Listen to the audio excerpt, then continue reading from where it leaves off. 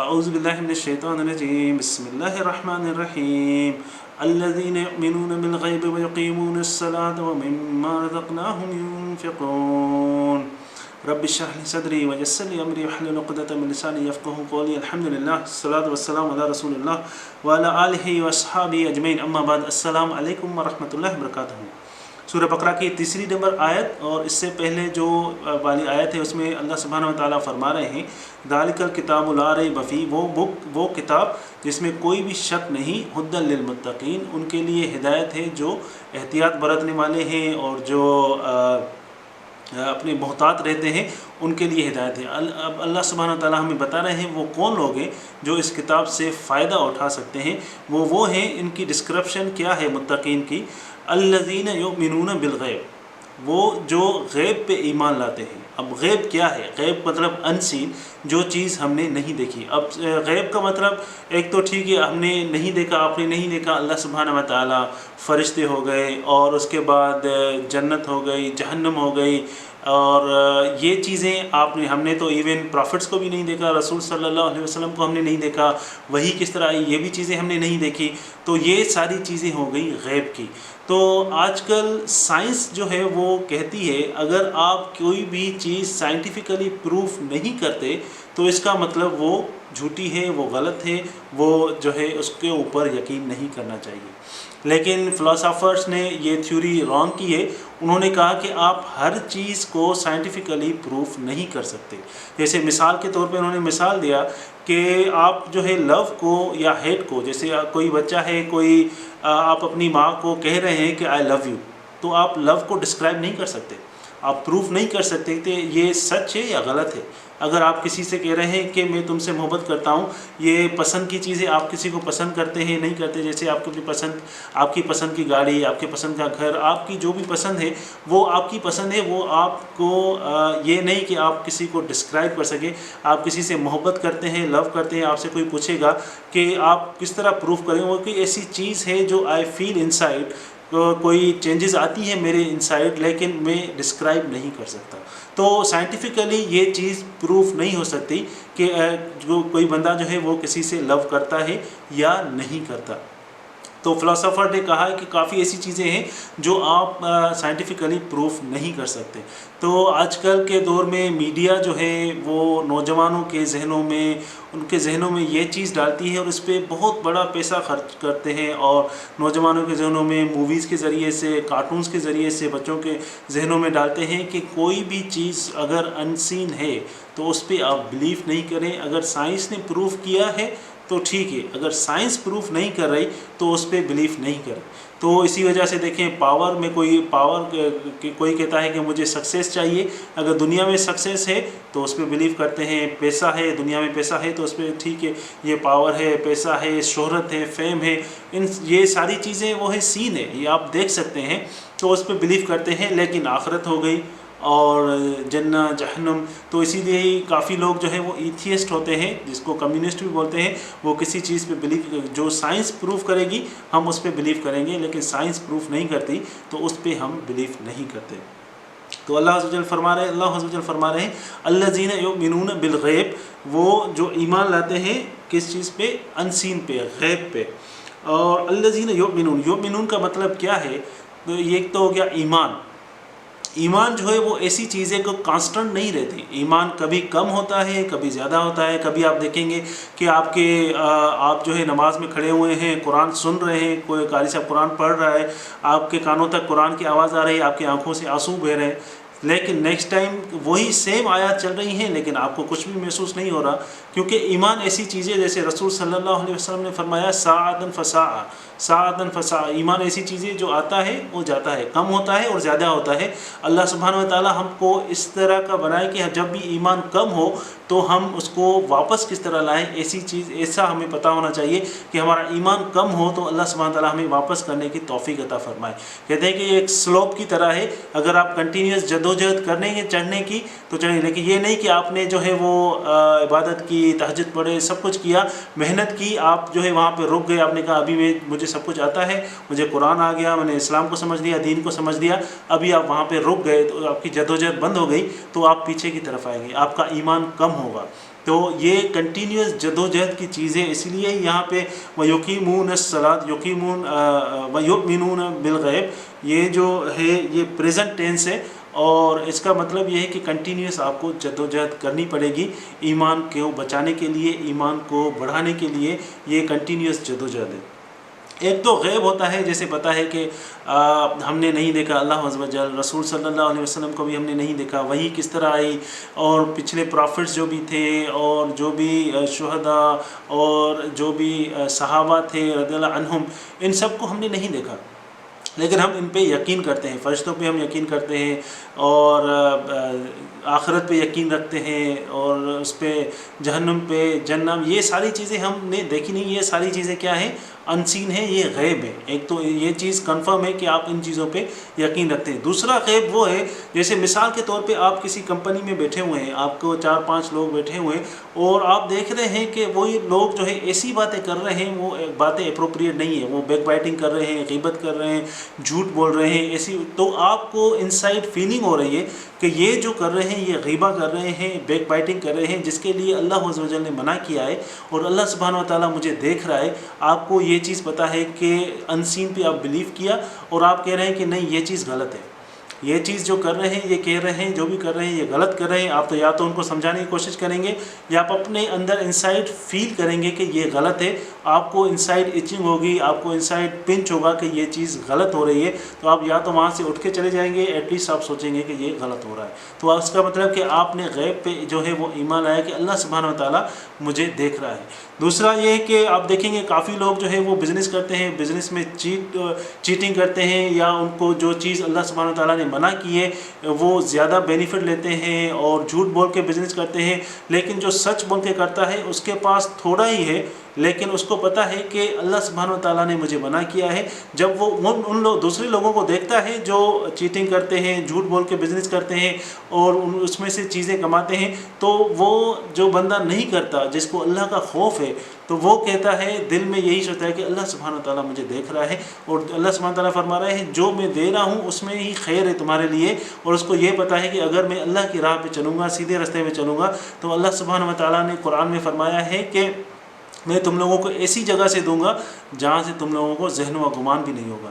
تو یہ چیزیں، ایسے لوگ آپ کو ملیں گے، نظر آئیں گے کافی، دیکھیں آفیسز میں آپ کو ملیں گے، ایسے لوگ ہوتے ہیں جو کہتے ہیں نہیں میں ایسی انکم مجھے نہیں چاہیے جو پرمیسیبل نہیں ہے، جس کو اللہ اور اس کے رسول صلی اللہ علیہ وسلم نے منع فرمایا ہے، تو اس کو سب لوگ جو ہے وہ ایسی نگاہ سے دیکھیں، تم یہاں کیوں آئے ہو، تم یہ جاب کیوں کر رہے ہو، اس کو بالکل آئسولیٹ کر دیں گے، اور یہ کوئی نئی چیز نہیں ہے۔ جب بھی کوئی سیدھے راستے پہ چلتا ہے تو اس کو دنیا والے یہی کہتے ہیں کہ یہ پاگل ہے، یہ سسٹم انوالو نہیں ہو رہا، لیکن اس کو پتہ ہوتا ہے کہ میری محبت جو ہے وہ اللہ سبحانہ و تعالیٰ سے ہے، اور اللہ عز و جل نے اس چیز سے منع کیا ہے۔ تو یہ ایک غیب یہ بھی ہو گیا۔ تو اس کے بعد وَيُقِيمُونَ الصَّلَاةَ، اور وہ جو نماز قائم کرتے ہیں، یقیمون، نماز قائم کرنا یہ نکلا ہوا ہے اقامہ سے، قیامہ سے، جیسے نماز جماعت کے لیے ہوتی ہے، اللہ اکبر اللہ اکبر، تو یہ قیام ہوتا ہے، اس کا مطلب نماز قائم کرنا، یہ نہیں کہ نماز پڑھنا، نماز کو قائم کرنا۔ تو نماز کو قائم کرنے کا مقصد یہ ہے کہ جب آپ نماز قائم کریں گے تو ظاہر سی بات ہے آپ کو مسجد میں جانا پڑے گا۔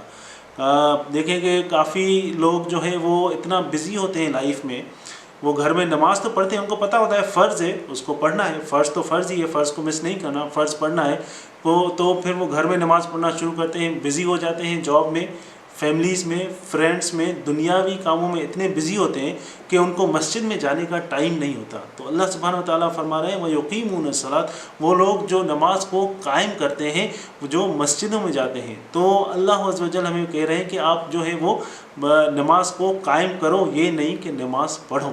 تو جب آپ گھر میں نماز پڑھتے ہیں اور آپ مسجد میں نہیں جاتے تو آپ کے لیے بہت آسان ہو جاتا ہے نماز مس کرنا، اور آپ کے لیے بہت آسان ہو جاتا ہے کوئی نہ کوئی گناہ کرنا۔ لیکن جب آپ مسجد میں جائیں گے تو وہاں آپ کے پاس کون سے لوگ ملیں گے؟ صالحین، جو اچھے لوگ ہوتے ہیں، جو نماز پڑھتے ہیں، جو قرآن پڑھتے ہیں، جو دوسروں کو پڑھاتے ہیں، سمجھاتے ہیں۔ تو اللہ سبحانہ و تعالیٰ سورہ کہف میں فرما رہے ہیں کہ اپنے آپ کو ان لوگوں کے ساتھ مقید رکھیے، جوڑے رکھیے جو لوگ میری یاد میں صبح شام میری یاد میں مصروف ہیں۔ ان لوگوں کا کہنا مت مانیے جو حد سے گزر گئے ہیں اور دنیاوی زندگی کے کاموں میں حد سے گزر گئے ہیں اور اللہ سبحانہ وتعالیٰ کو یاد ہی نہیں کر رہے. تو یہ ان لوگوں کا کہنا آپ نے مانا تو وہ آپ کو صرف دنیاوی زندگی بتائیں گے، لیکن جب آپ مسجد جائیں گے تو ان لوگوں سے ہی ملیں گے جو قرآن پڑھتے ہیں، جو قرآن سمجھنے کی کوشش کرتے ہیں، اور وہی لوگ جو نماز قائم کرتے ہیں. جب آپ اپنے پرابلمس، اپنے مسئلے زندگی کے ان کے ساتھ ڈسکس کریں گے تو وہ آپ کو وہی مشورہ دیں گے جو اللہ کے احکام ہیں، اللہ اور اس کے رسول صلی اللہ علیہ وسلم کے احکام میں وہی بتائیں گے. لیکن ابھی اگر آپ اپنے زندگی کے جو پرابلمس ہے یا کوئی بھی آپ کا بڑا ڈیسیشن ہے ان سے مشورہ لے رہے ہیں جو اپنی زندگی، اس کی زندگی پوری دنیاوی زندگی ہے، اس کو آخرت کا، اس کو نماز کا، اس کو روزوں کا، حج کا کوئی اس کو فکر نہیں ہے، اگر آپ اس سے مشورہ لیں گے تو وہ آپ کو کیا مشورہ دے گا؟ وہ آپ کو یہ مشورہ دے گا کہ آپ نماز پڑھیں، آپ سیدھے رستے پہ چلیں، آپ قرآن پڑھیں، اللہ کے یہ احکام ہے. نہیں، وہ آپ کو دنیا کے ہی مشورے دے گا، چاہے وہ کتنا بھی پڑھا لکھا ہو، چاہے وہ کتنا بھی پیسے والا ہو، لیکن آپ کو جو مشورہ ہے وہ دنیا والا مشورہ دے گا. تو اللہ سبحانہ وتعالیٰ فرما رہے ہیں وَيُقِيمُونَ الصَّلَاةَ، صلاۃ کا مطلب ہے نماز، مطلب یہ صلہ سے نکلا ہوا ہے، کنیکشن. آپ کا جو کنیکشن ہے اللہ عز و جل سے وہ نماز سے ہی ہے. نماز سے آپ کا کنیکشن بنے گا کس سے؟ اللہ سبحانہ و تعالیٰ سے. تو فرض نماز جو ہے اس کی ویلیو جو ہے، آپ جتنے بھی نفل پڑھیں، جتنے بھی تہجد پڑھیں، آپ کچھ بھی کریں، لیکن فرض نماز آپ کے اوپر فرض ہے. آپ سارے 11 مہینے روزے رکھیں، لیکن آپ رمضان کے روزے آپ کے اوپر فرض ہے. آپ چاہے 100 عمرے کریں لیکن حج آپ کے اوپر فرض ہے. آپ جتنی بھی خیرات کریں، پورے اپنی دولت دے دیں، لیکن زکوٰۃ آپ کے اوپر فرض ہے. تو یہ چیزیں جو ہیں یہ ہمارے اوپر فرض ہیں، ان کو ہمیں سمجھنا، ان کی ویلیو جو ہے وہ ساری چیزوں سے زیادہ ہے. تو اللہ سبحانہ و تعالیٰ فرما رہے ہیں وَيُقِيمُونَ الصَّلَاةَ، جو ان کا کنیکشن ہے میرے ساتھ وہ نماز سے ہی ہوگا. تو اللہ سبحانہ و تعالیٰ ہمیں سمجھنے کی توفیق عطا فرمائے کہ ہم جو ہے وہ نماز قائم کریں، پڑھیں، اور ان لوگوں کے ساتھ ہم اپنے آپ کو جوڑے رکھیں اور دوسروں کو بھی اپنی طرف بلائیں کہ سارے لوگ جو ہے وہ سیدھے راستے پہ آئیں. اس کے بعد ہی وَمِمَّا رَزَقْنَاهُمْ يُنْفِقُونَ، اللہ سبحانہ تعالیٰ فرما رہے ہیں جو میں نے ان کو رزق دیا ہے، جو بھی میں نے ان کو دیا ہے، واٹ ایور جو بھی اس کو میں نے دیا ہے، رزق دیا ہے، اس میں سے خرچ کرتے ہیں. اب ایک بندہ کہہ رہا ہے کہ میرے پاس تو کچھ ہے ہی نہیں، میرے پاس تو پیسہ ہی نہیں ہے، میں کس طرح، جب میرے پاس پیسہ آئے گا، اللہ سبحانہ تعالیٰ مجھے دے گا، تب میں خیرات کروں گا، تب میں اللہ کی راہ میں دوں گا، تب میں صدقہ کروں گا، زکوٰۃ دوں گا، لیکن میرے پاس تو کچھ ہے ہی نہیں. اللہ سبحانہ تعالیٰ نے فرمایا میں نے سب کو دیا ہوا ہے، کیونکہ اللہ سبحانہ تعالیٰ نے کسی کو صحت دی ہے، کسی کو ذہانت دی ہے، کسی کو اللہ سبحانہ تعالیٰ نے پیسہ دیا ہے، کسی کو بیٹے دیے ہیں، کسی کو بیٹیاں دی ہیں. اللہ عز و جل نے سب انسانوں کو کچھ نہ کچھ دیا ہے. تو اللہ سبحانہ تعالیٰ فرمائے جو بھی میں نے تم کو دیا ہے اس میں سے وَرَزَقْنَاهُمْ، میں نے تم کو دیا ہے. ہم ساری زندگی یہ کہتے ہیں کہ میری کار، میرے بچے، میرا گھر، میری آنکھیں، میرا ساری چیزیں میری ہوتی ہیں. ہم یہ نہیں سوچتے ہیں کہ یہ اللہ سبحانہ و تعالیٰ نے پرووائڈ کی ہے، اللہ عز و جل نے دی ہیں. اس میں سے اس دنیا میں میرا کچھ بھی نہیں. میری آنکھیں، میرا جو بھی میرا دل، جو بھی میری چیزیں ہیں وہ اللہ سبحانہ و تعالیٰ نے دی ہوئی ہیں. جو بھی رزق ہے، جو بھی پیسہ ہے، جو بھی گھر ہے، گاڑی ہے، وہ بچے ہیں، یہ ساری چیزیں جو ہیں اللہ عز و جل کی دی ہوئی ہیں. یہ میری نہیں ہے، یہ فائنلی اللہ سبحانہ و تعالیٰ کی طرف ہی جائیں گی، اور یہ میری چیزیں نہیں ہیں، مجھے صرف یہ چیزیں ٹیمپریری دی گئی ہیں. تو اللہ عز و جل فرما رہا ہے کہ جو میں نے ان کو دیا ہے، جو بھی میں نے ان کو دیا ہے اس میں سے خرچ کر. آپ صحت مند ہیں، اپنی صحت کے ساتھ اللہ کی راہ میں اپنا ٹائم لگاتے ہیں. آپ کے پاس ٹائم ہے، آپ ٹائم لگاتے ہیں. آپ کے پاس پیسہ ہے، آپ پیسہ دیتے ہیں. آپ کے پاس ذہن ہے، اللہ سبحانہ تعالیٰ نے آپ کو تعلیم دی ہے، وہ اللہ کی راہ میں اسپینڈ کرتے ہیں. تو یہ ساری چیزیں اللہ سبحانہ تعالیٰ فرمائے وَرَزَقْنَاهُمْ يُنْفِقُونَ، جو اس میں سے خرچ کرتے ہیں. اب ينفقون کا مطلب کیا ہے؟ یہ انفاق سے نکلا ہوا ہے، اور یہ نفاق سے بھی ہے. نافقہ اس کو کہتے ہیں جو لیزرڈ ہوتی ہے، جو چھپکلی ہوتی ہے ڈیزرٹ کی، ریگستان کی جو چھپکلی ہے اس کو نافقہ کہتے ہیں. اس کو نافقہ کیوں کہتے ہیں؟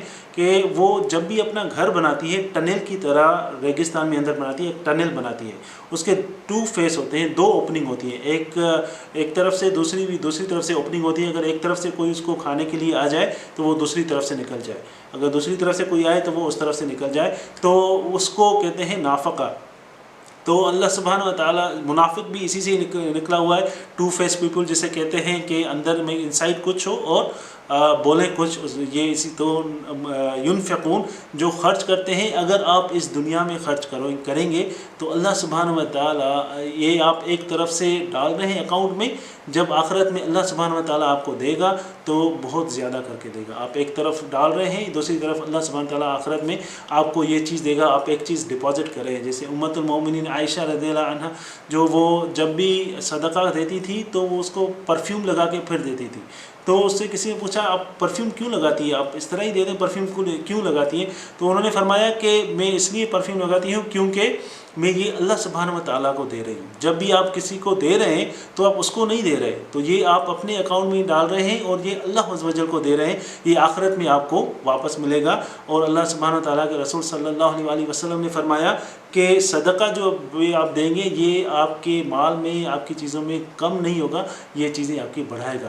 تو اللہ سبحانہ و تعالیٰ ہم کو سمجھنے کی توفیق عطا فرمائے. دوسری آیت میں جو ہے وہ دوسری 4 نمبر آیت سورہ بقرہ کی، یہ ان کے لیے اللہ سبحانہ و تعالیٰ نے بتایا ہے جن کو اللہ عز و جل نے پیچھے کتابیں عطا فرمائیں، جیسے تورات، انجیل، یہود اور عیسائی، ان کے بارے میں ذکر ہے دوسری آیت میں. تو اس کو ہم انشاءاللہ کل کریں گے. بارک اللہ لی ولکم فی القرآن الحکیم ونفعنی وإیاکم بالآیات والذکر الحکیم. السلام علیکم.